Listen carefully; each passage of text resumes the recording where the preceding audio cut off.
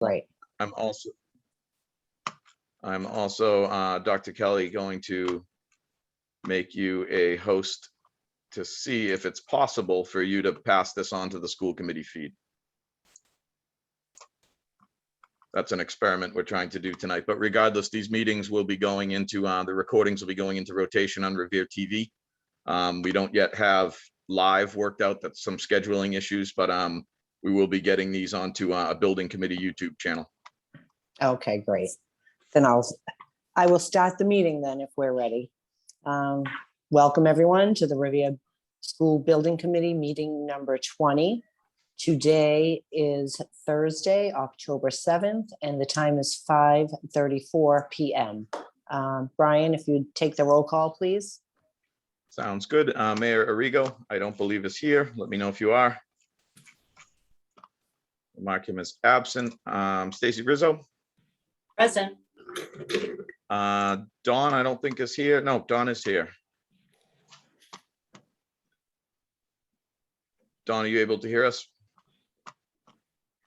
Dawn Shermiller or I think I heard you there. Dawn Shermiller, I'm here. Yep. Sorry, Dawn. Susan Gravellisi. Here. Jennifer Hayes, I don't believe is here. She emailed that she can't make it. Just give her a chance. I don't see her. Patrick Keefe. I don't see Patrick. I do see that I believe the mayor has arrived. Here. Excellent. So I'm going to mark Patrick as absent. Dr. Kelly. Present. John Perella. Present. Michael Picardi. Present. Nick Rystrom. I don't think Nick is here. The mark Nick is absent. Carl Svensson. Present. Thank you. Rich Viscay. Here. Thank you, Rich. And Jerry Visconti. Here. Thank you. Excellent. So, want me to take it away, Susan? Yes, that would be great, Brian. Thank you. Excellent. I'm going to share. This is the posted agenda tonight, but I'm going to roll all the way back to the beginning here. So we'll have a vote to approve meeting minutes from the September 23rd, 2021 meeting. We're going to defer the invoice approval till 2 weeks from now, still the same month. So we would seek a motion if there's no comments to the September 23rd minutes. Motion to approve September 23rd minutes as written. I'll Second. second. Beat you, Susan. No, Michael. Excellent. I'll run a roll call for that. Mayor Arrigo. Yes. Stacy. Yes. Dawn Sermella. Yes. Susan. Yes. Jennifer Hayes, I think still absent. Speak up if you're not. Same with Patrick Keefe. Absent. Dr. Kelly. Yes. Thank you. John Perella. Yes. Michael Picardi. Yes. Nick Rystrom. Has Nick arrived? I don't think No, so. Nick's not going to be in attendance tonight. Okay. He won't be in. Sounds good. Thanks. Carl. Yes. Rich Viscay. Yes. And Jerry Visconti. Yes. Excellent. Thank you.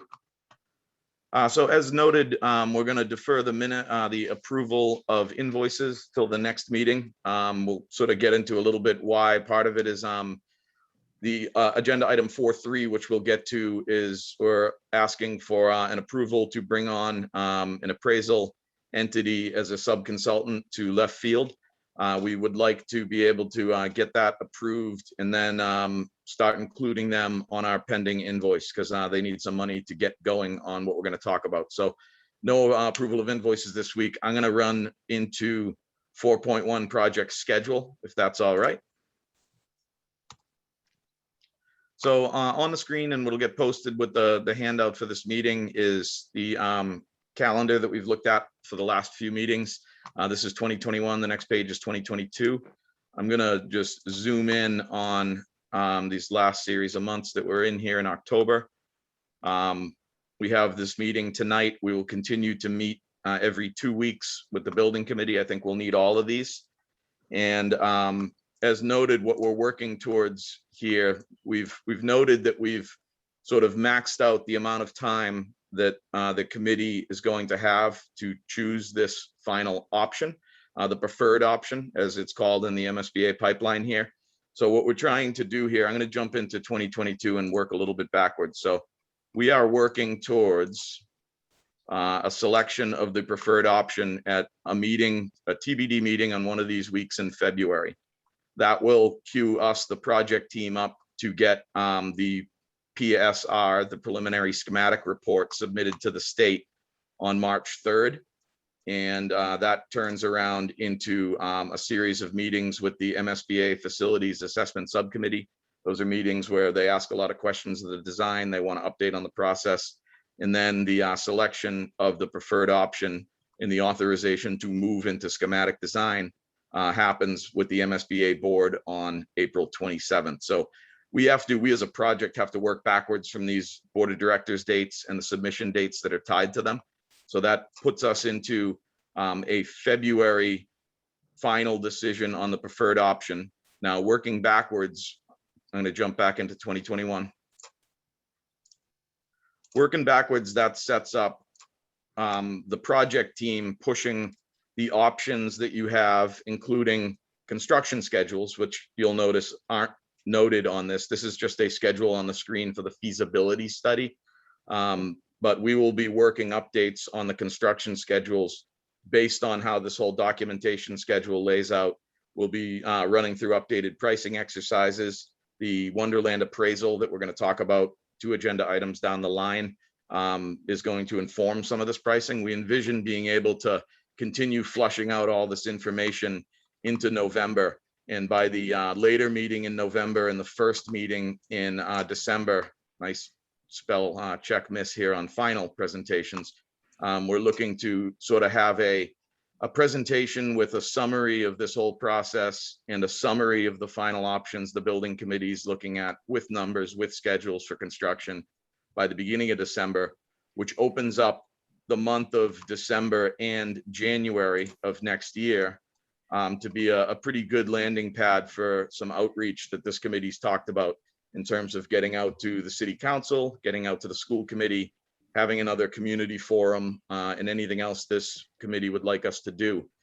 That then brings us back to some meetings in January where we can review that input and cues up the February decision on the option. What I'd like to just sort of stress about why this this time frame is sort of as far back as we can go with this February decision is we have to jump forward into next fall here. So we have to proceed into schematic design, which is shown in yellow all these months here. And this amount of time is about as much as schematic design can be squeezed. That leads us into the submission of schematic design to the MSBA at the beginning of September. So the schematic design, again, will be honed in on the single preferred option. It'll be a much more detailed estimating process. It's really to get the actual final scope and cost and schedule honed in. We need to submit that by September 1st to get final board approval of the preferred scheme, options, schedules at the October 26th meeting. That decision then, that completes the feasibility study, basically.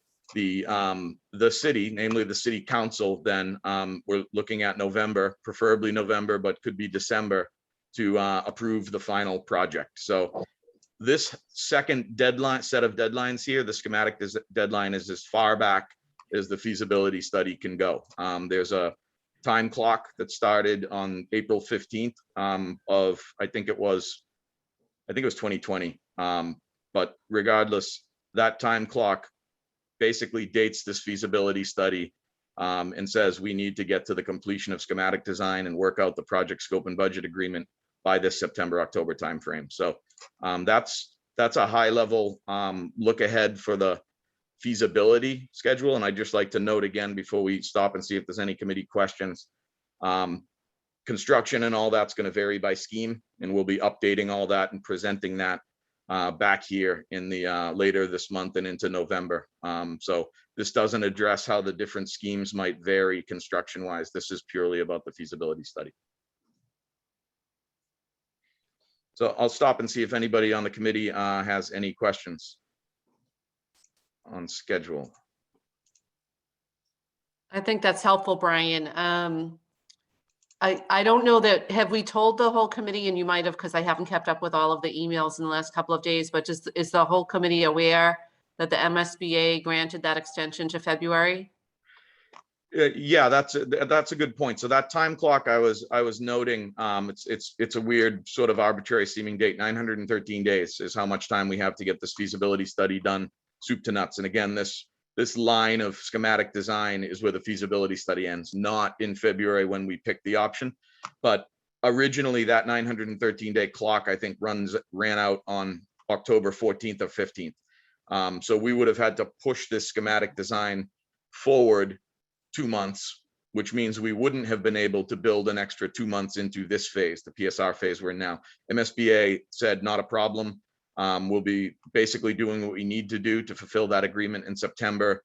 The board meeting is sort of the important part, but the icing on the cake. So MSBA gave us permission to fall back to this date, as opposed to their board cycles run in 2-month periods. So we would have been back here in July, August with the submission requirements, which just sort of would have squeezed schematic design too much to push out project selection until February. Thank you for clarifying that, Brian, because I thought at our last meeting, we said we had to make our decision on November 18th. So thanks Yep. for that update. So that was, I sort of gave you the details first. I should have started with the headline. And it really was that, we're trying to get a bigger runway here, namely so we can work through some of these options. I've marked where our housing authority board meetings are along this process. And we intend to be meeting with the housing authority and their folks at all of those meetings to advance that particular concept. We'll still be working on the Wonderland and the existing high school site concepts, but we really figured we need this time in the next few months to try to really develop these options. That's great. That's great. We got the extension. Thank you. Yeah, it's great. Sounds good. Any further committee questions on schedule update?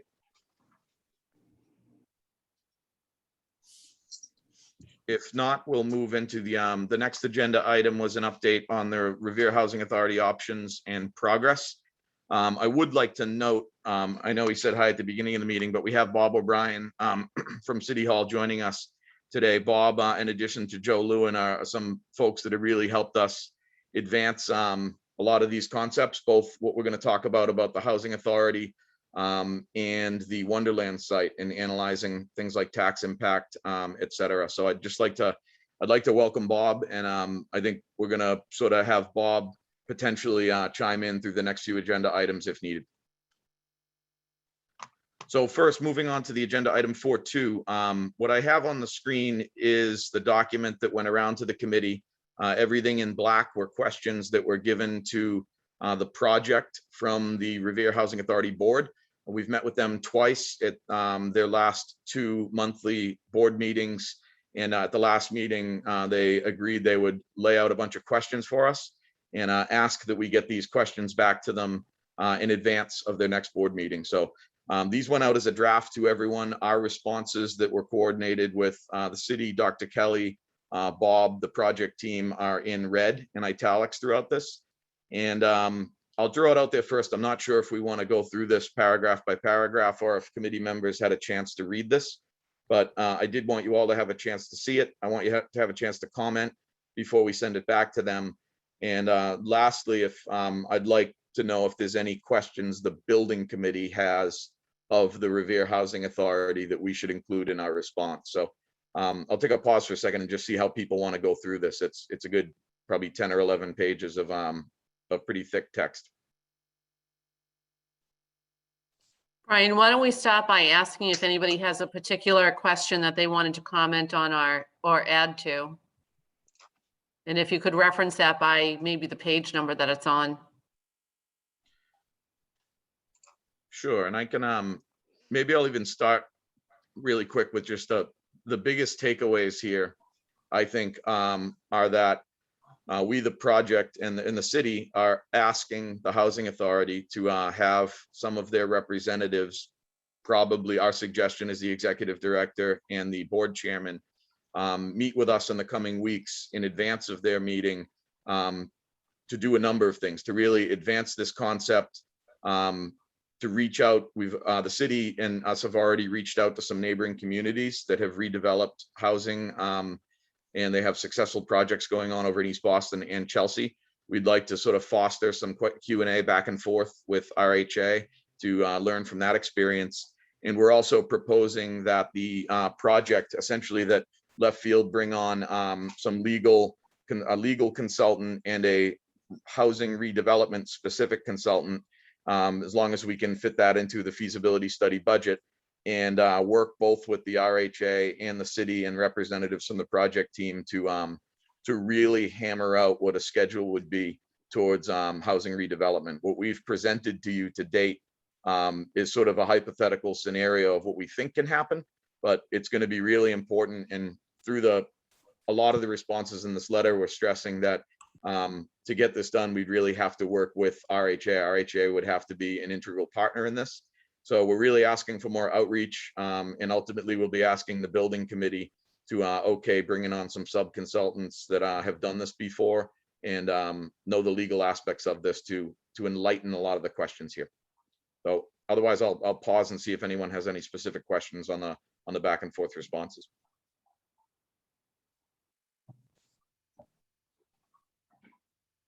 Brian, I just want to say I read everything this morning. I even went through a few questions just to help my senior memory. But the questions themselves were excellent questions, especially where it's so important that we work with them.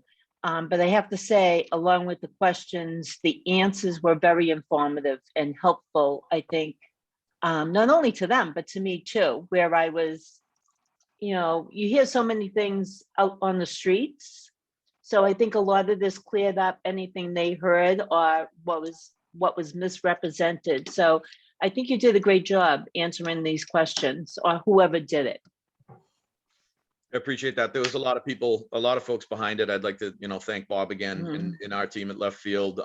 Everybody had a little hand on this. We got a lot of input from folks at the city and the mayor and his folks. So we think we gave some pretty comprehensive answers, and we proposed some ways to get this forward. So I appreciate that, Stacy. Yep, no problem.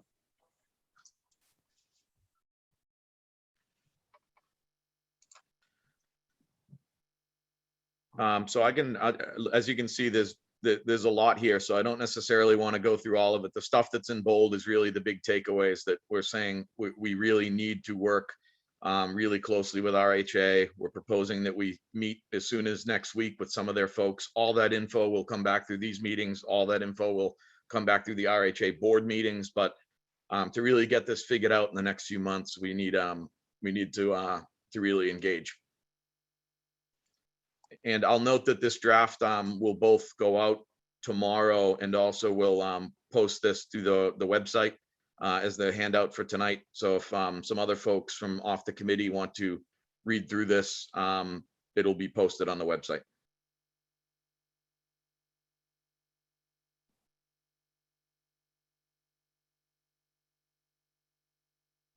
If there are no other questions from the committee, we could move on to discuss Wonderland update. I'm going to look around for hands. I don't see any. I'm going to move on to item 4.3. So what's on the screen right now actually was a slide that got added for the committee. I don't think this went out with what came out yesterday, but I caught up with the slides you're going to see for the project update from Perkins Eastman. And we all were sort of responding to this sort of question of how exactly would land acquisition at Wonderland happen and how can we put accurate numbers on it. So we engaged, Left Field engaged some appraisers to sort of put numbers on this. And ultimately we identified that there's a ton of parcels owned by CBW down in here.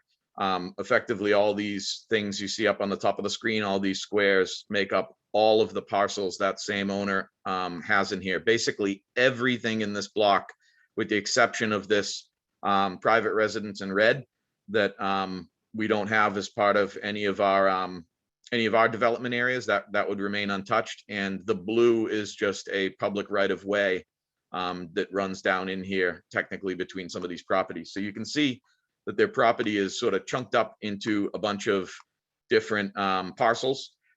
Our main scheme that you've always been looking at is shaded in red, and the building is in sort of the wrong spot here. So ignore the red shape of the building, but the red hatch through here is what I'll say, the original Wonderland layout.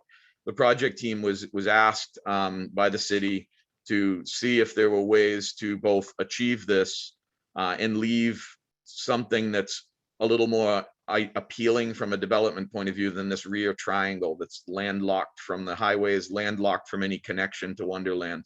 And what you're going to see tonight is two new options from Wonderland. One I think is pretty compelling. The other one I don't expect the building committee to be terribly thrilled with, but one of them is on this pink line here. And the pink line basically will be a site that we use this back area of the site and can achieve all the same site amenity and field scope in a squared off site. That would leave this upper area, which is about almost 7 acres up here, that could either stay with this owner and be developed or could be sold and developed. But basically this concept would, I think, I'm sure when we get there, Perkins Eastman and Warner Larson might have some thoughts and opinions on what they think about this middle scheme and leaving this big rectangle, more developable rectangle. But I like the look of it. I think it's something that we'd like the committee's reaction from when we get there.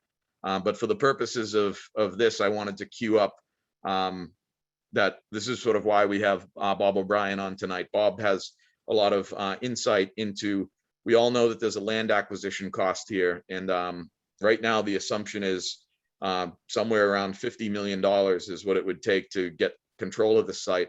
The other component, though, is potential lost tax revenues.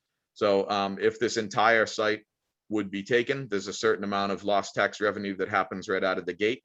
And the less of this site that would be taken and redeveloped for a high school, the more area is left for developable tax generating developments. So the last option that I'm noting here that, again, I don't think the building committee would like, I think this was previously eliminated, but no fields. If the high school were developed without any supporting fields at this location, we basically could get the development area down from somewhere in the 26 acre range to 13, 14 acres.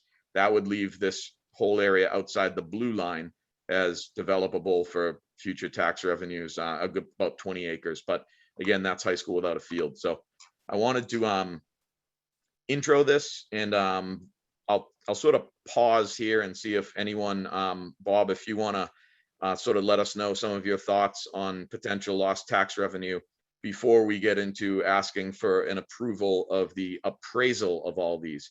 I wanted to queue it up first that there's an appraisal in front of you. It will be a left field subconsultant. The total cost of bringing them on board is $14,300. And that's really to do a full appraisal on every one of these parcels and give us some data that we can then start using that would set up future negotiations for the purchase or eminent domain of this site.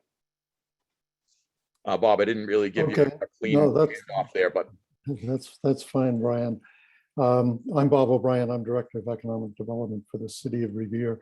And I think I know most everyone on this call. Brian asked me if I would speak to some of the financial implications of a Revere High School siting on Wonderland, in part because It somewhat falls under my purview as Director of Economic Development, since it is a commercial development parcel, albeit yet to be developed. Before I get into that, I just want to acknowledge that I think I understand why Wonderland is an attractive site as a potential site for the new high school. Obviously, it's large enough to accommodate, an entire high school campus, and it's also available for redevelopment, essentially a cleared site that wouldn't require too much preparation to get things underway. So I understand completely that this is a very attractive parcel. And for the sake of the discussion tonight, let's assume that you would need all of the parcel. If you don't, then obviously we could modify the comments that I'm about to make. But I just want to make it clear, as you evaluate the costs and benefits of this site, that you understand some of the financial implications from the perspective of the city. These are not meant to be dispositive, but they certainly need to be taken into account by the building committee. The first of these is the obvious one. This is a private parcel which the city does not own, unlike the two other potential sites which are publicly owned in one way or the other. For that reason, the city would have to purchase this property for a price that is yet to be determined. Brian has indicated that there will be an appraisal on this property, which should be helpful in guiding us in that respect. But even the appraisal will not be dispositive, because ultimately, if we don't agree upon a price for this parcel with the current owners, we would probably have to go through some eminent domain taking process that could ultimately end up in a court determination of its value. But for the sake of discussion, I think it's reasonable to assume that something on the order of $50 million is a good place to begin this conversation. Just to put that into context, the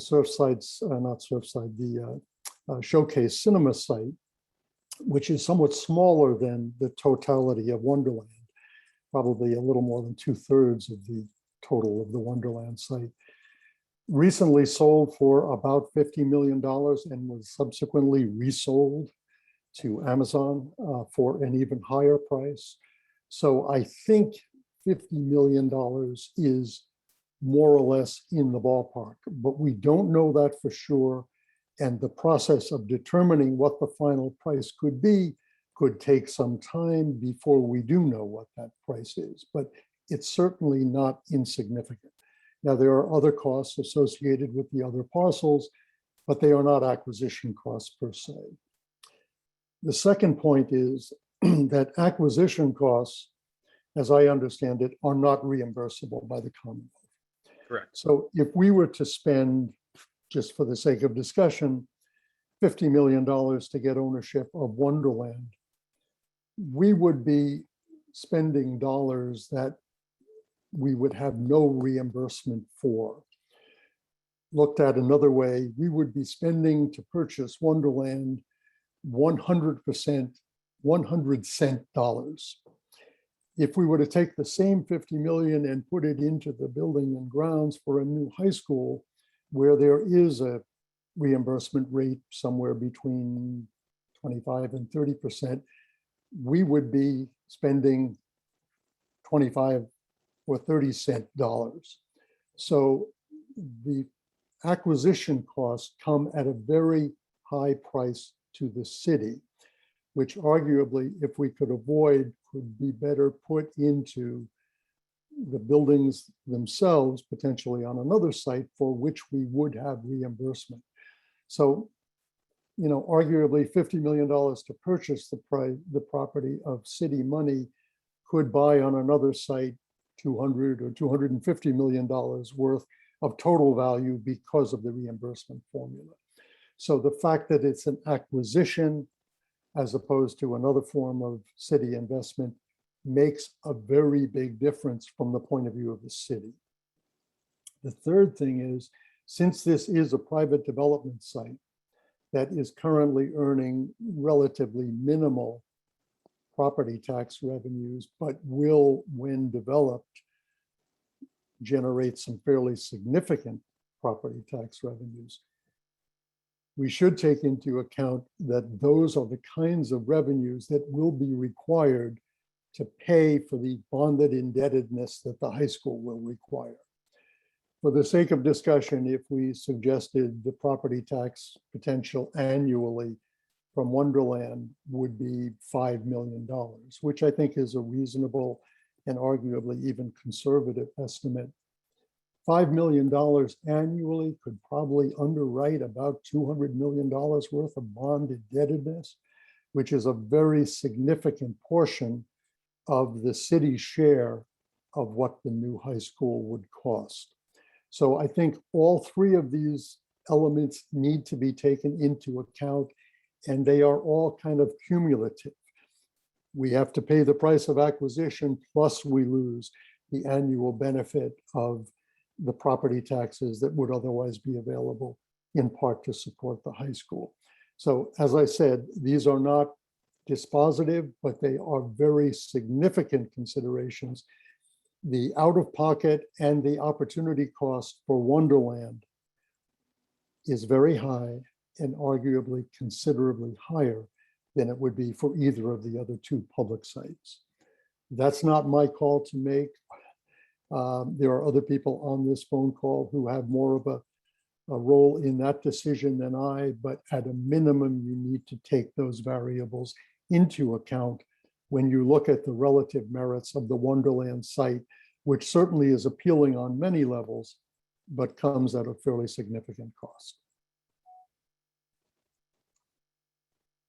That's my perspective, Brian. Thank you, Bob. That was a good summary.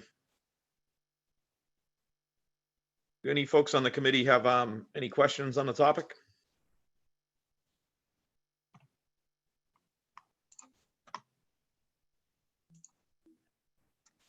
If not, we can roll into an approval for the, we'll stay on this agenda item, but we do need to go into an approval for the appraisal itself, which I'll queue up in a sec if no one has any questions of Bob or about this general scenario.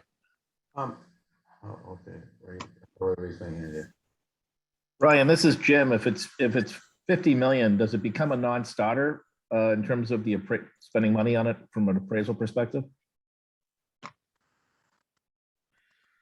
I can't answer that question, Jim, but it's certainly a significant issue. I think that's definitely an opinion for a lot of folks to be thinking about. We haven't been told it's a non-starter, but it certainly is a difference between the other two site options. I mean, a major difference. I guess I'm wondering, and I would direct this question to Bob and the mayor, and maybe Rich Fiske. On one side, it feels to me like spending $14,000 to figure out if this is a viable option based on the numbers. Like if that appraisal comes back and says it's actually going to be more like 120, then we're probably having a different conversation. So I'm thinking that maybe the 14,000 or 15,000 is a wise investment to be able to make that decision if it's been not yet decided by the city if this is on the table or off the table. That makes good sense. Yeah, I'll chime in, Dr. Kelly, and say that I do think that the relatively small investment of doing an appraisal is a next step that we should take. I would also note that the appraisal, if you do decide to move forward with this option, would be a valuable tool in the negotiating process or even in the eminent domain process. If you didn't do it, the city would have to do it. So I think could be useful down the road. I would also think it's less likely that they would come in at 125 million than that they might come in at somewhat less than 50. But the 50 is, I think, a pretty good indication of where the market is today. And the market is fairly hot these days.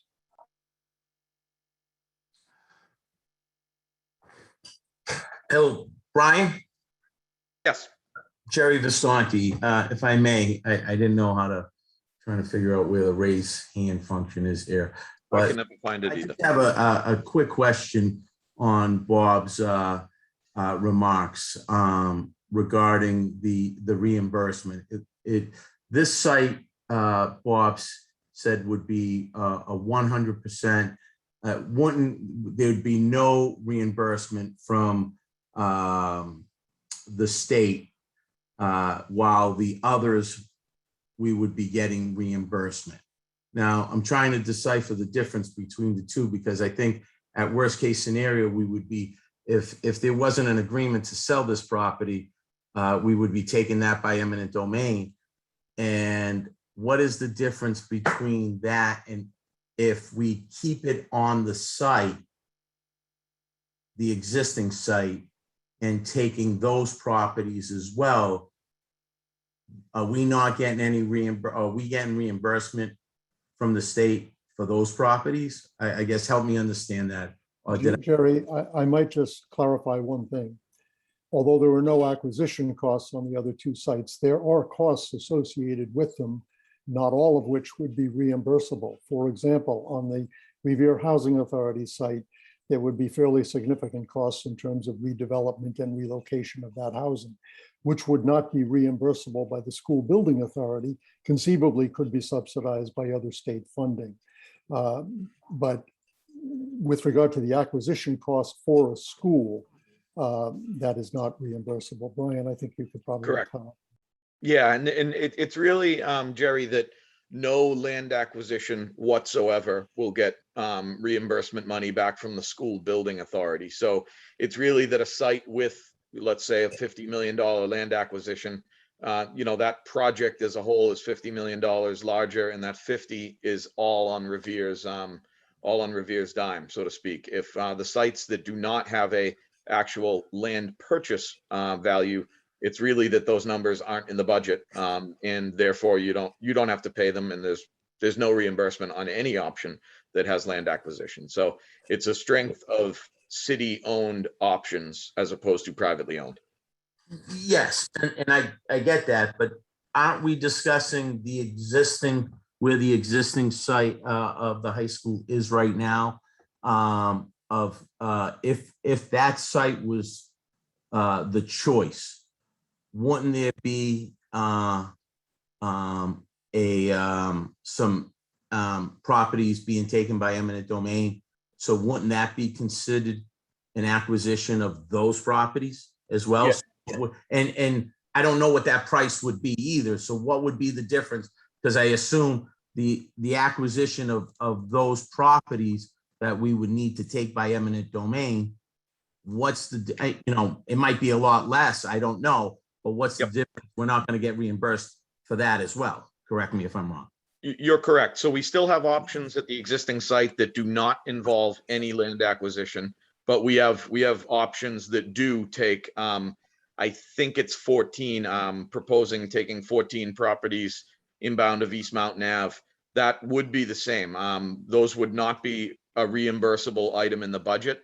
The initial review of assessed value plus about 15 or 20% puts the value of that land acquisition at about 12 to 15 million. If the existing site is the one that's chosen, we would need to be making the decision on, is it with or without eminent domain? And as we click forward in this presentation, I think we'll just have reminders about those schemes, but both of those are still on the table. Okay, and I'm sorry, I apologize. I'm just trying to get clarification. Is it possible to get a breakdown of figures of all three, that there's two options at Ericola Park, as well as the Wonderland. The Wonderland option. Is it possible to get the breakdowns of what the cost would be for all three, so we can see it and say, okay, this is what would be non-reimbursable for all three sites, so we can actually just see the breakdowns? I don't know if you've given that yet, and I might have missed it if you have. What I can do is I can circulate where this was at in the last few months, but what I'll tell you is that all of these current options, we're going to be running through another pricing exercise, and in the coming month or so, we're going to be presenting a detailed budget that says what's reimbursable, where's the land acquisition. So I don't have it updated for tonight, Jerry, but we can give you some reference info from that's a little stale. It's a few months old, but No, no, and I don't need that now. When it's updated, I'm just asking for the updates when it comes about. yeah, we'll present all the options for any remaining option as an apples to apples sort of budget, and you'll be able to see that some of them have a zero for land acquisition. Some of them here and at the existing site have a value that could be negotiated, could be eminent domain, and we'll be figuring out how to quantify the any replacement housing on the RHA site. Sorry, on those Great, options. thank you. You're welcome. Any other committee questions, comments? Brian, just to be sure I understand, this is Joe Lewin.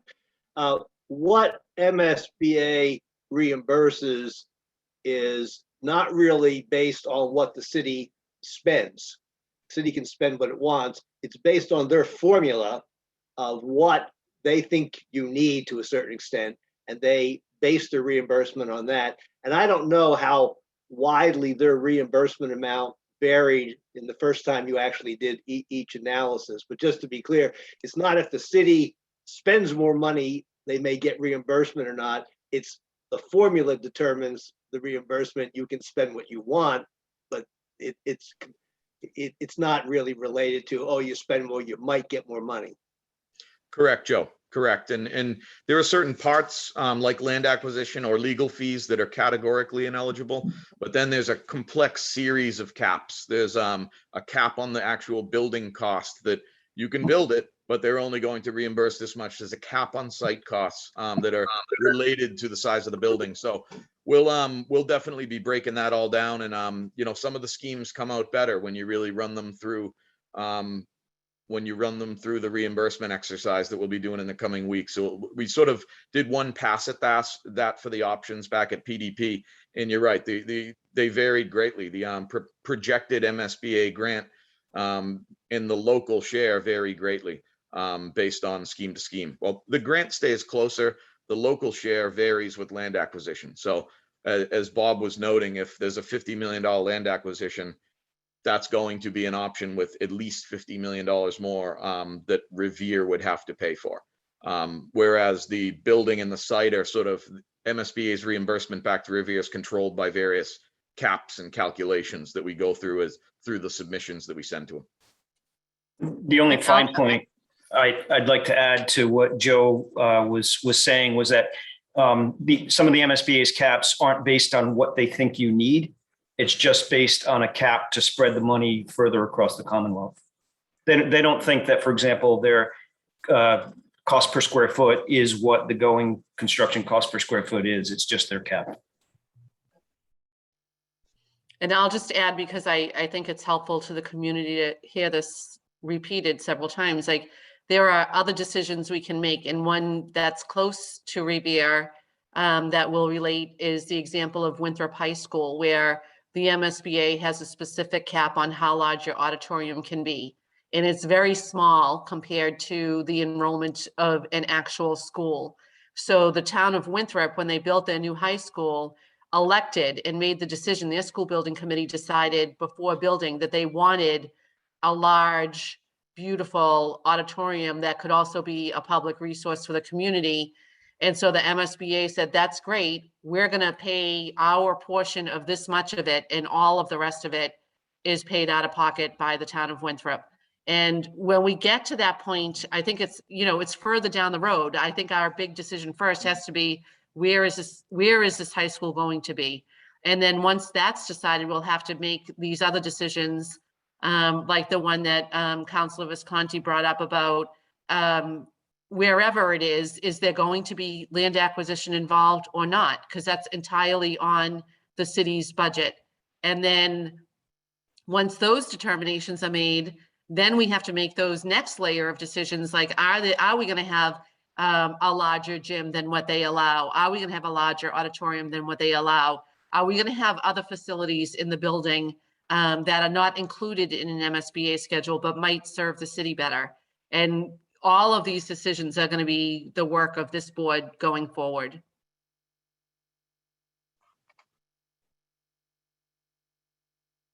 Thank you, Dr. Kelly.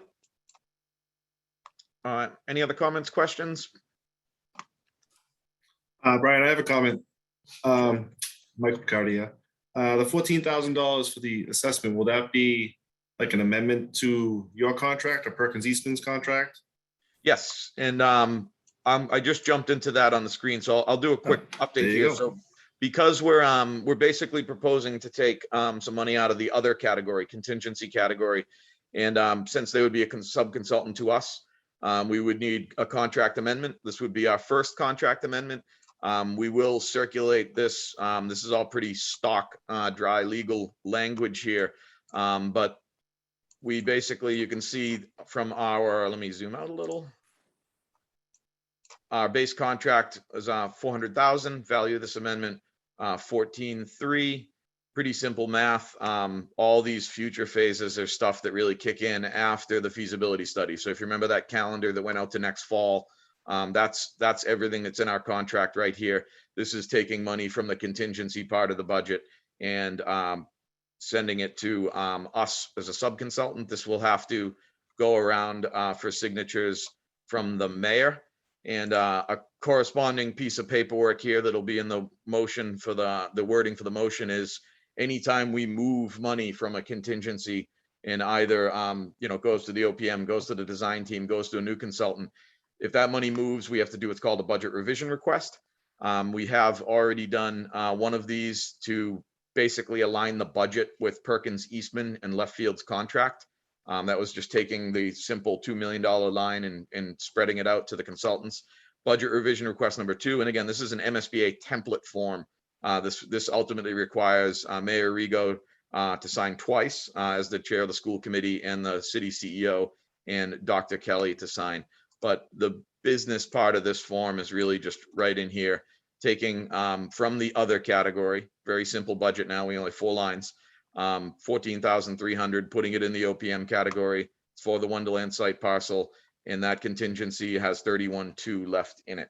That's not the only money hanging around in the feasibility study budget. There's $75,000 and that's uncommitted money in the environmental and site category. So I think all things considered, there's probably $110,000 in uncommitted feasibility money. That's the money that we'll be looking at for the next left field amendment and BRR that will include, if this committee approves them in a few weeks when we get there, a legal and housing redevelopment consultant. So this process of us taking someone on board always involves a contract amendment in a BRR. So tonight, let me just get to that. This is actually just the proposal that went out back to us. Sub-consultants to us as reimbursable expenses, get a 10% markup for our management of them. So their $13,000 quote translates into the 14.3. And just to zoom in here, we can stop for questions, but we're requesting to get this all in the works. 4 to 6 week lead time, by the way, on this. Everybody is busy. Everybody who does anything is busy right now. So we'd like to get this approved so we can try to push them and get this in the next 30 days. But we're looking for a motion to approve Wonderland appraisal cost as a reimbursable expense via left field contract amendment number 1 for a total value of $14,300, which will be transferred via budget revision request number 2. So moved. Second, Let me just jump in there. That was Dr. Kelly and Stacy, right? I'll go to a roll call on the motion. Mayor Rigo, Yes. Stacy, yes. Don Cermella, Yes. Susan, Yes, Jennifer Hayes and Patrick Keefe, I don't believe here still. Dr. Kelly, Yes. Dr. Perella, Yes. Mike Picardi, Yes. Nick is not here. Carl, Yes. Rich Viscay, Yes. and Jerry Visconti. Yes. Excellent. Thank you. The motion passes. That brings us into the fun stuff. Project options update. I think this is item 4, if I'm not mistaken. So I can click, but I'm gonna hand it over to the design team just to sort of walk through some of these current options. I'll note that you will be seeing a follow-up on those Wonderland schemes that we talked about. And after this, our only other agenda item before we go to any new business or public comment is to go back to the schedule and talk about when we can start sort of bringing the show on the road, maybe eyeballing some school committee or city council meetings in December, January. So I'll turn it over to Perkins Eastman. Great, thanks, Brian. So I'll run through high level, but I'm joined, my name is Bob Bell. I'm a principal at Perkins Eastman. I'm joined by other design team members, Dan Colley, Don Goriello, and we have Warner Larson here, our landscape architect. So they may be chiming in or may help in answering any questions. So these are the current 6 options that we have. The upper left and upper middle are the 2 options that are on Iricola Park. They stay within the site boundaries, as you can see, which creates a little bit of a triangular wedge between the line with residential properties, but also there's a dotted line, not sure if you can make it out, that is a culvert running through the site. And what that does is it does dictate the shape of the buildings into a wedge. The only difference between these 2 is whether they face toward the fields in what would be an approach from School Street, or whether it faces out towards American Legion Highway and access similar to the Rumney Ave School, Rumney Marsh School. And you can see in the middle option, 1CB, we really have a little bit less room. We've got the classroom wings in this option really crammed tightly together. And we'll revisit this later in the presentation. So in the upper right, we have the example on Iricola Park, but you can see there are expanded properties. I think we said there are 14 properties here. So we looked at a larger defining line to grow the site. We realized we could walk it back and only take the properties that really provide the significant relief so that the building can open up, so that the approach can be better, so that we can get a lot more surface parking and limit some of the underground parking. But this option also, unlike the first 2, provides relief to the fields and the approach to the school. The first 2 options are so constrained that the fields actually work themselves right up to retaining walls on the site. And so that's a concern as much as the building being squeezed. We're concerned about even just the outdoor play having the room it needs to breathe. So that option 1D does have some eminent domain or land takings to allow it to spread a little bit. Down in the lower left, we have the Wonderland site that we had been looking at up till this point, and nested into that diagram are the studies, the quick diagrams that Brian had presented at the last building committee meeting, and then of course added more detail today. So we'll be showing you some refinements to this option and some additional study in greater detail. And then in the bottom middle and bottom right, we have the 2 options on the Revere Housing Authority land. You can see that the middle bottom option is really reduced in site size, working its way down to an absolute minimum. There are some concerns here. This has entire pretty much underground or under field parking as a requirement, and a pretty constrained campus. The option on the right does not take all the land that you see colored in green. It actually takes a smaller amount, but it's coloring the entire site. What it does is offer the full site program, which includes a baseball field and a little bit more breathing room. And of course, this option, as we've studied it, makes assumptions about replicating housing, the majority of the housing on the site that would be displaced by the building and the fields. So if we go to the next slide, we can see that we are in the bottom left, we are showing or recommending a revision to the original option. The defining edge for the site was previously along a kind of a landscape line where there's a natural culvert and some concern for maybe the space beyond that as lower lying land. But we think, and based on the comments we've gotten from the city and some Brian's study, that a different shape to the site would be prudent. And I'll show some more detail on that one next. Next slide. We would recommend conversation, at least, if not a motion, to consider the removal of the middle Aracola Park option that I explained was constrained significantly, both with fields and with the building, and has concerning approach or access from the highway.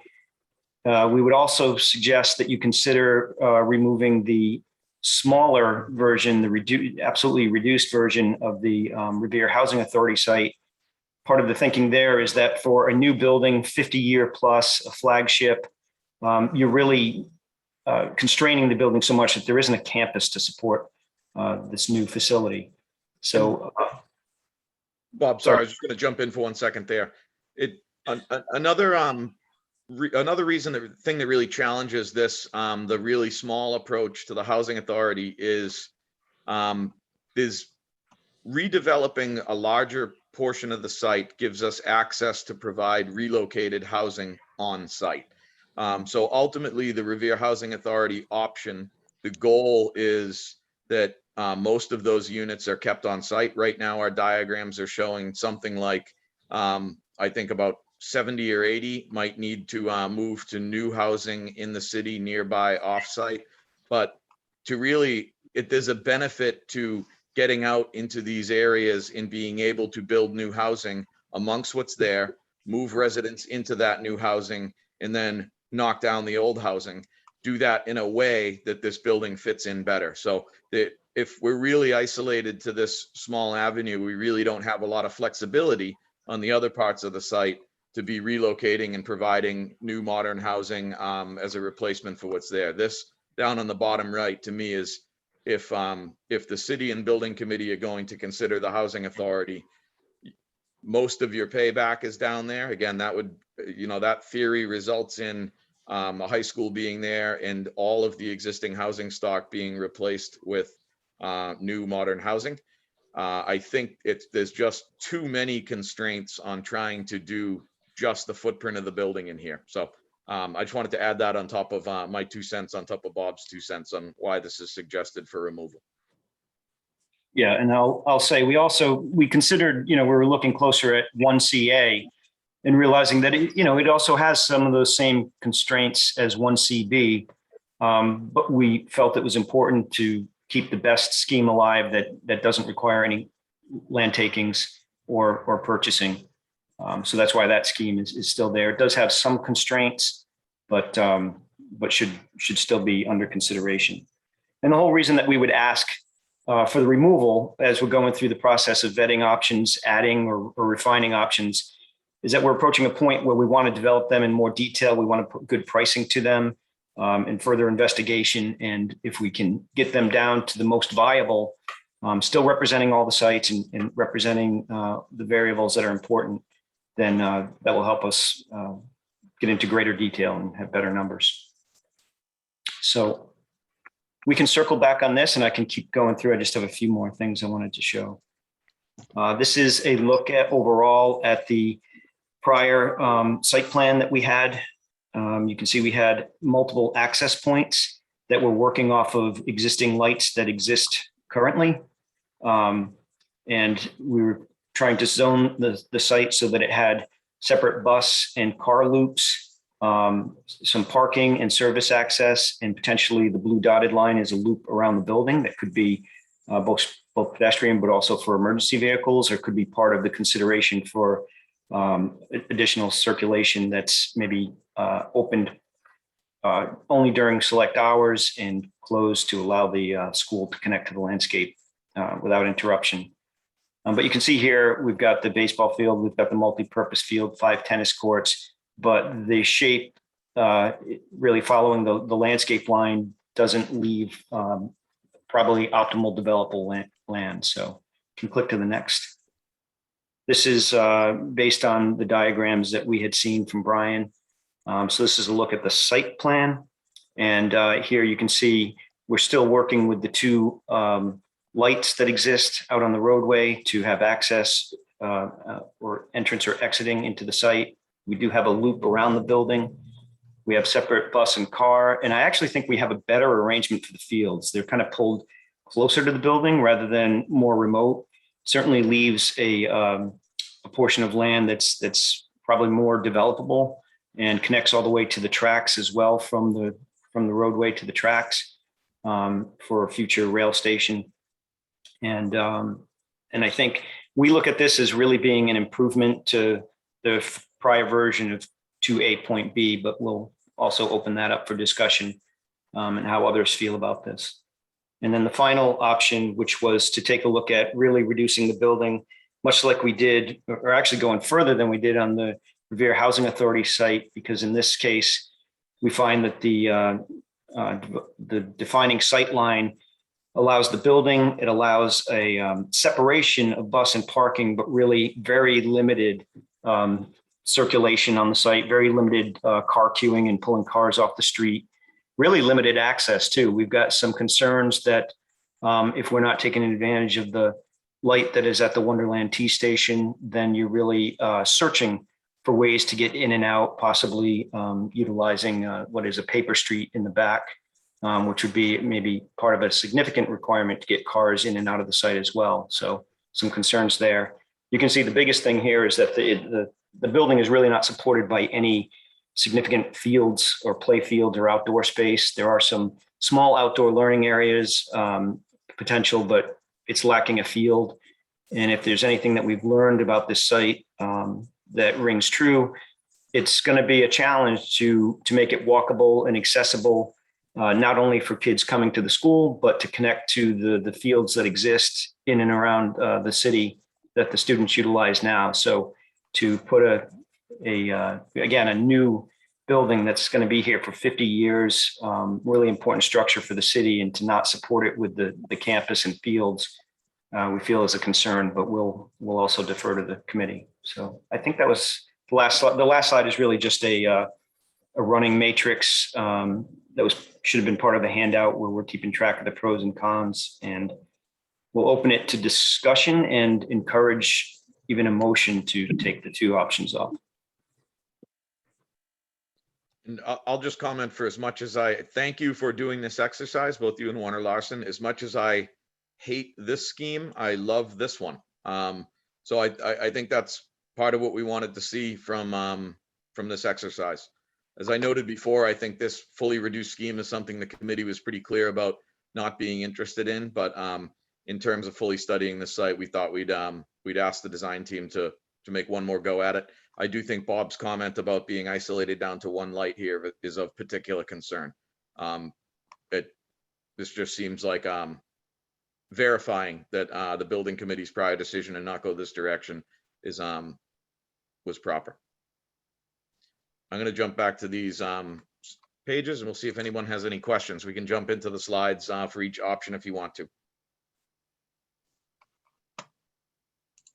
I'll also invite Warner Larson. Ty Johnson is joining us, and if there's something significant that wasn't highlighted, please feel free to add some color, some more information on these sites. I would just add one thing, Bob. The overland ditch, the water course on Wonderland on this new option would need to be culverted and put underground. So that's obviously going to be a development concern, something to keep in mind. It'll challenge, let's put it that way. The stream obviously does go underground on either side of the property, so we would be extending that culvert essentially. I think there might be an idea. I mean, that's actually giving me an idea that ultimately, if we get to the point of negotiations with purchase here, there might be something to talk about with the owner of getting this thing underground all the way through and getting them down on a sale value as a result, because that ditch isn't going to help them resolve it either. So I think there could be an interesting idea here to get this thing underground and maybe also try to take that money out of the land acquisition, but that's a few steps ahead of us.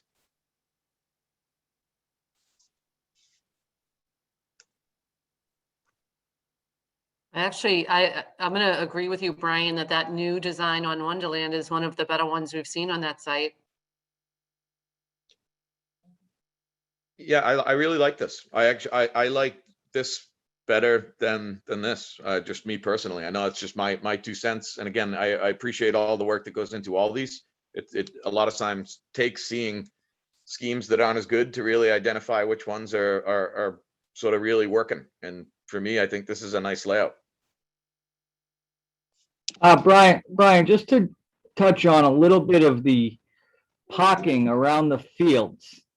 One of the things I do like this design, but one of the things that I notice is that there's nowhere for bulk parking at any of these fields really, except for maybe the baseball field by home plate. But you need to consider that when you have fields of these sizes and amenities like this, that people come in droves, and they come in buses, and they come in packs of parents and students and players. And I think there needs to be a closer look at more parking up close to the fields. And one of the other things I noticed today is a lot of parents and spectators like to be able to pull up to a field like this and not even get out of their car if need be. We have a lot of elderly and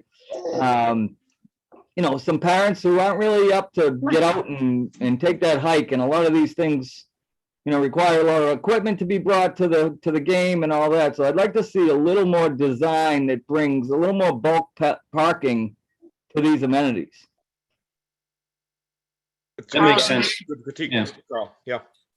But if you look at this lot on the front that has the plus or minus 300 spots, do you feel like that's not close enough? I feel like you have to cross a road to get to the park where you basically drove. What I do see is some voids, which are probably fields and grass and all that could be potential parking.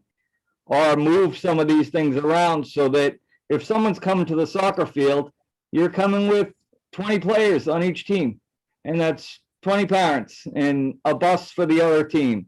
Potentially another bus for, our team. So I really think you just need more road access that brings you right to these fields.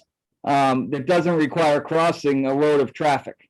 And I think that kind of needs to be looked at from school to field as well, that we're not sending kids who would potentially be traversing to those fields across a line of traffic if need be. I know sometimes it's unavoidable, but if you're going to build something that attracts a lot of people and a lot of vehicles, I think you should bring the vehicles to the field and not just assume that everyone's going to be up for a hike to get to where they're going. Great. Yeah, point taken.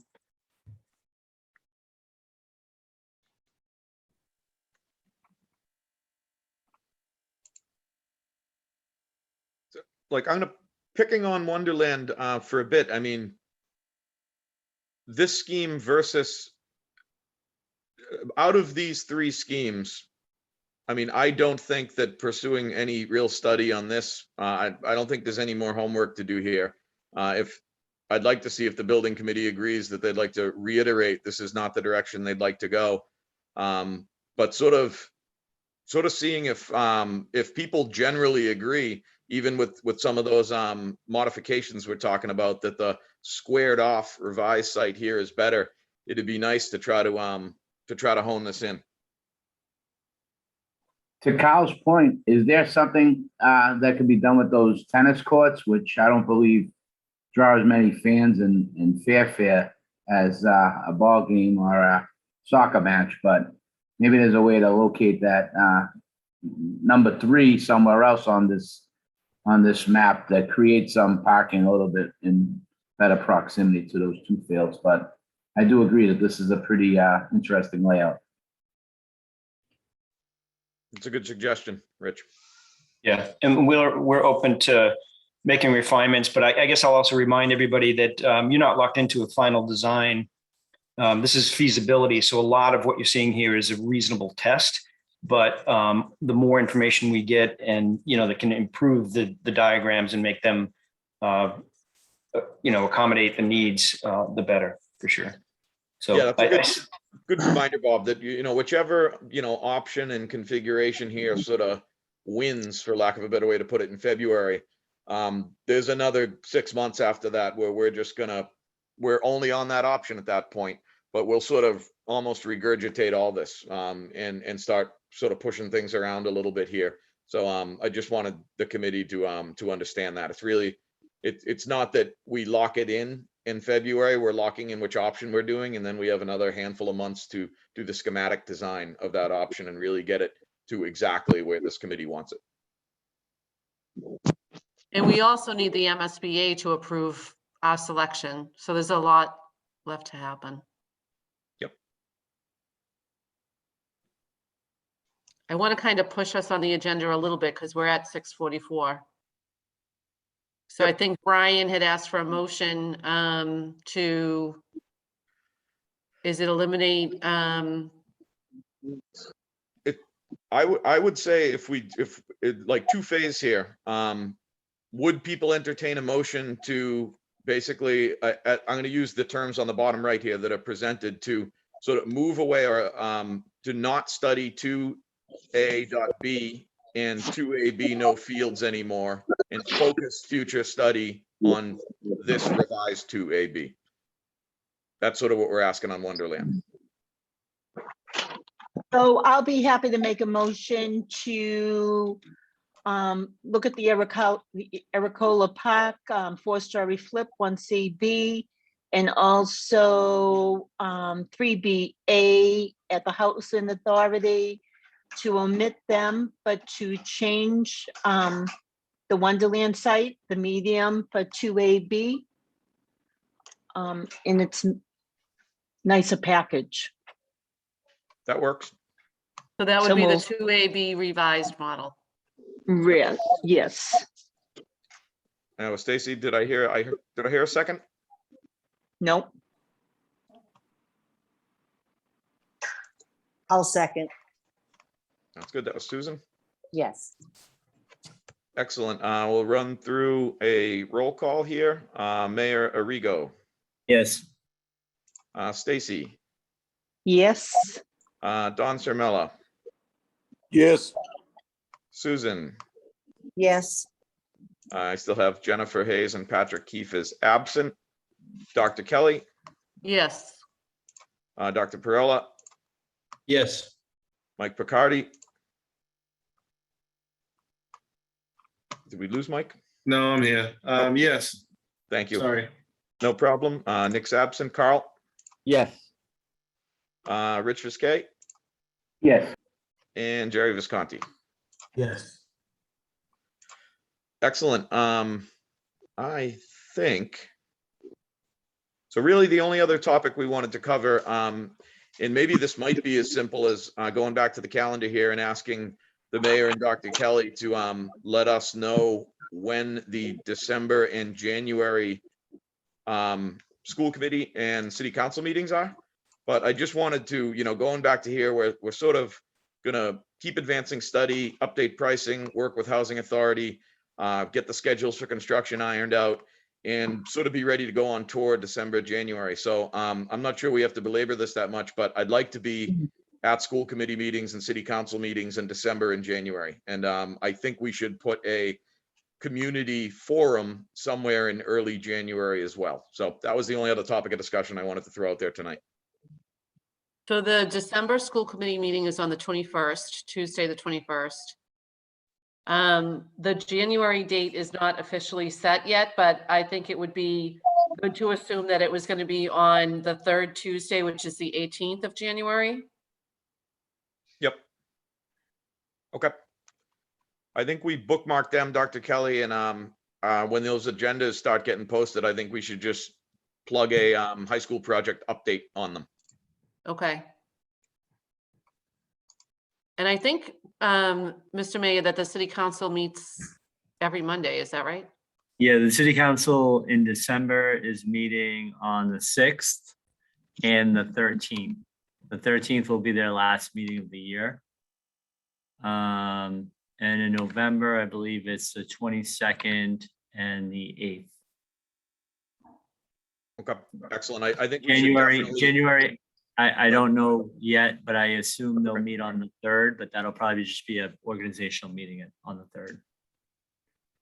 Okay, excellent. I think that 13th December is probably going to be a definite target one to get us at, maybe both, but definitely the 13th. So we'll be in touch to make sure we can get the project on those agendas. And otherwise, do we think maybe as far as a public forum goes, I personally think that getting the rest of October and a little bit more work done in November would be good, because I'd like to be out there with some of the answers to pricing updates and construction schedule updates. So I'd sort of like to say maybe the first week of December, well after Thanksgiving, well before any of the other holidays, maybe this week of the 6th is what we target for a public community meeting.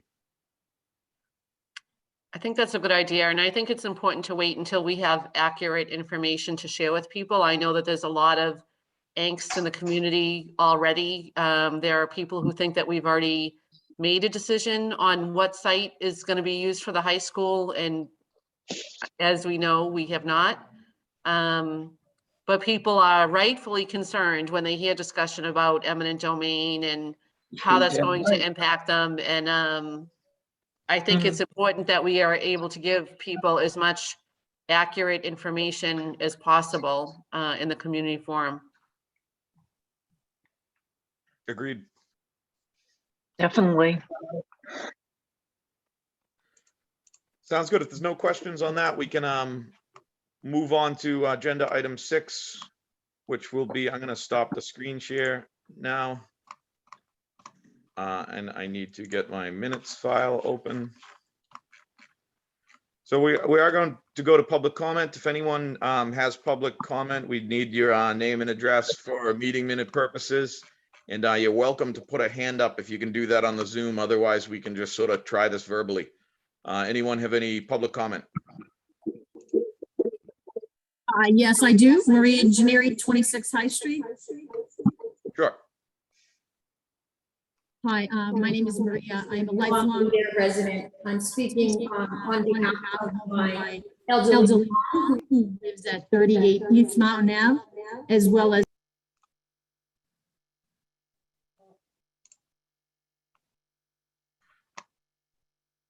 I'm sorry, Maria. Maria's muted. Something happened. It got muted. Maria, I'm not sure what happened. We might have to ask you to start again. Okay. Hi, can you hear me? Yes. There's a lot of, can everybody, sorry, Maria. High Street, Revere.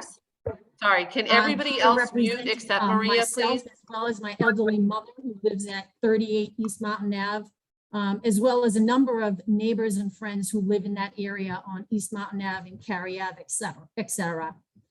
First of all, I'm happy to hear that the site selection vote has been postponed till February, because I feel that there has been a lack of transparency with the process of the site selection and lack of community involvement. So I'm happy to hear that this isn't going to be rushed through, and that the residents will be given an opportunity to voice their concerns. I know that many of the neighbors that I have spoken with are on the call today. So I would urge the committee and the city council that if Aracola Park is selected as the site, I know that one site has not been selected yet, but if Aracola Park is selected, I urge the committee to pick the option that does not include eminent domain. Myself and many others are concerned about losing their homes that their families have worked decades for.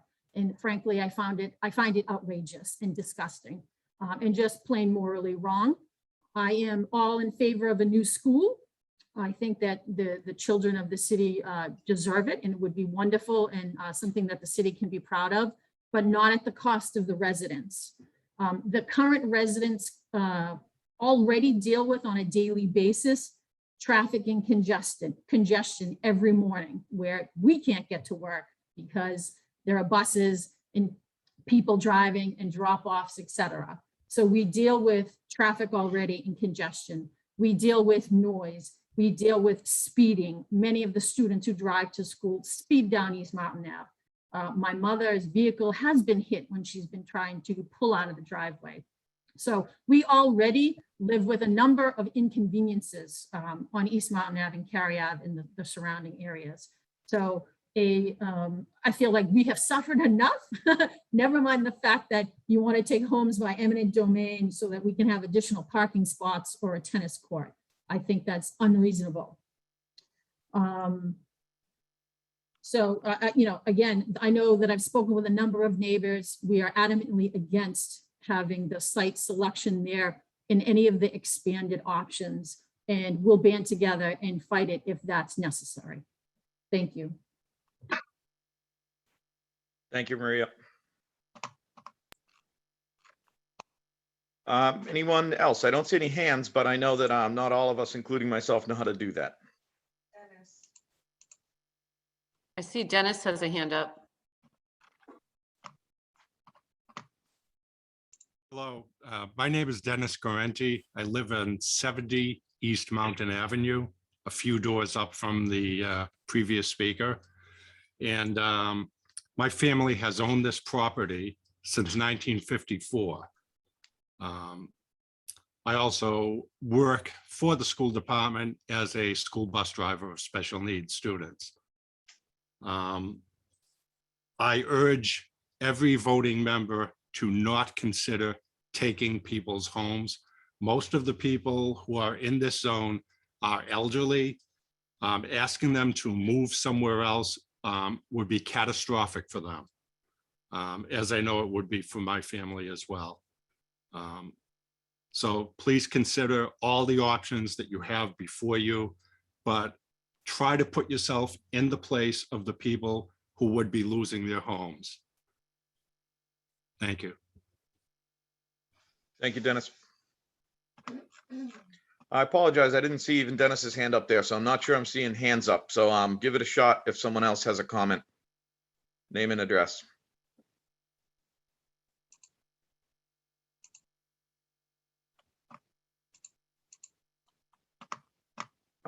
Hearing none, I'll give it one more chance. Any other public comment? Otherwise, we're going to move to new business and then we can do a motion to adjourn. I think that'll do it. Anyone have any new business for the night on the committee? I will just quickly note again that we're going to be putting these recordings on rotation on Revere TV. We're also going to see if we were able to get this to the school committee channel tonight. There's going to be some follow-up discussion with potentially getting these to go out live, but there's some challenging with scheduling. So that'll be a discussion for later. In the meantime, all this will go up on the website, and these will be running next week on local TV. Otherwise, be looking for a motion to adjourn from the committee. Motion to adjourn. Second. Stacy and Dr. Kelly. Mayor Rigo. Yes. Stacy. Yes. Dawn. Yes. Susan. Yes. Dr. Kelly. Yes. Dr. Perella. Oh, you can come in. Yes. Mike Picardi. Yes. Carl. Yes. Rich. Yes. And Jerry. Yes. Excellent. Thanks, everybody, for your time. And we'll be posting a meeting for 2 Thursdays from now. Thanks, everyone. Thanks, Brian and Night. everyone. Night.